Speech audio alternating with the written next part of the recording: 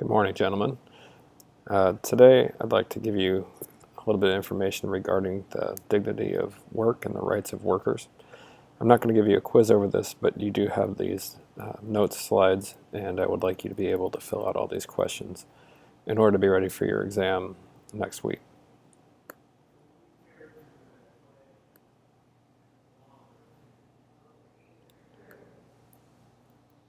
So when we look at the relationship between society and work, societies are called to respect the dignity of work and the rights of workers.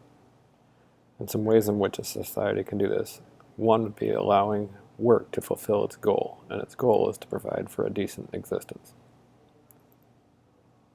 Society should also value individuals as deserving a share of the wealth that he creates.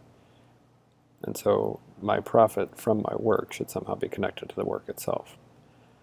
Now, this can include the opportunity to own property. When we consider property, we have a right to, and I put this in quotes for a reason, own private property that is evident in Scripture. And this goes back to Genesis, when God gives dominion over the earth to humans. He tells humans to fill the earth and subdue it. Private property can also be seen as a positive because it can motivate people to be productive, which then benefits the common good. This property can sometimes take the form of capital. Capital can be defined in a number of ways, but one of the ways it's defined is in money. But what's always important to note is that property, including capital, exists to serve the good of humans, not vice versa. So the person has the priority. Money is to serve the person. People are not simply to be seen as expendable in order to make profits. Property should also be tied to labor. There's a real danger when we disconnect property from labor, because when labor is not involved, then there is no good that is actually being contributed, and so any property or capital that results is really false, and eventually it will come crumbling down. And you see an example of this in the housing crisis back in the early 2000s. There was this great emphasis on buying real estate with the assumption that the prices would continue to increase. So you would have people who would take out these loans with adjustable rates. They would buy a house knowing that they would not be able to afford it when the interest rates would adjust up, but there was the assumption that the property would appreciate in value so then they could sell it. Of course, there was not really any labor that has been contributing no positive benefits to society, and eventually the bottom kind of fell out of that and you had a great recession.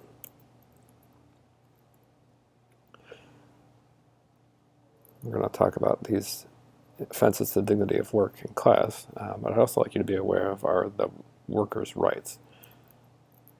So according to Catholic social teaching, workers have the following rights. They deserve safe working conditions.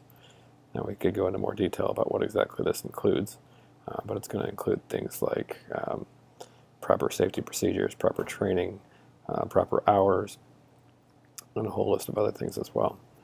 Also, a just wage. An just wage is actually defined in the sense that full-time workers can provide the necessities for themselves and their families, plus a modest savings. Workers also have the right to adequate rest.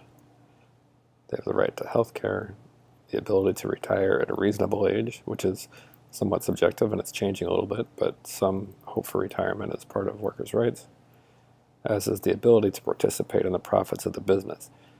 So if I am helping the company that I work for to be profitable, I should somehow share in the benefit that I help to create, whether that's in the form of shares of the company or profit sharing or something along those lines.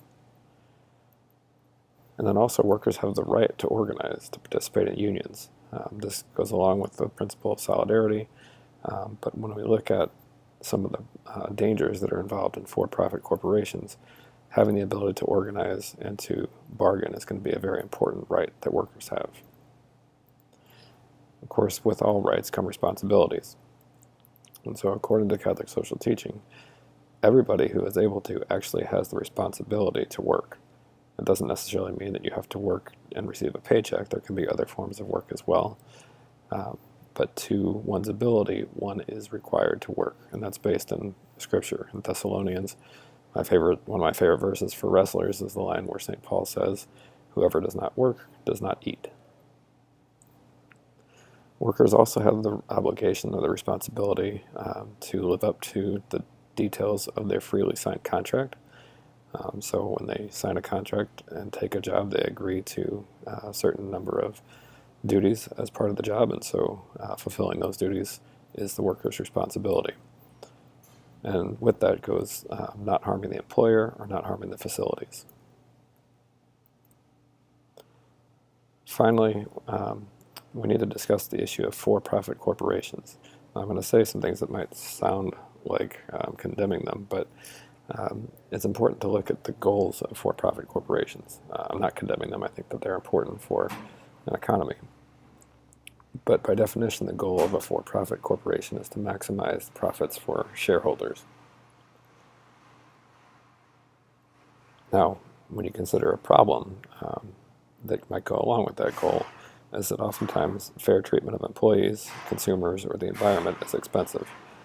And so a lot of times you have situations where maximizing profits is at odds with respecting the rights of people and workers. And so what is needed? What is needed is some form of regulation. Regulation, but not control. So the government has roles in regulating corporations. It also has roles in maintaining a preferential option for the poor. We'll talk more in class about what options will be effective in doing this, but the government in doing so has to abide by the principle of subsidiarity. And of course, remember that the government alone is not responsible for providing for people in need, but individuals are also called to maintain a preferential option for the poor.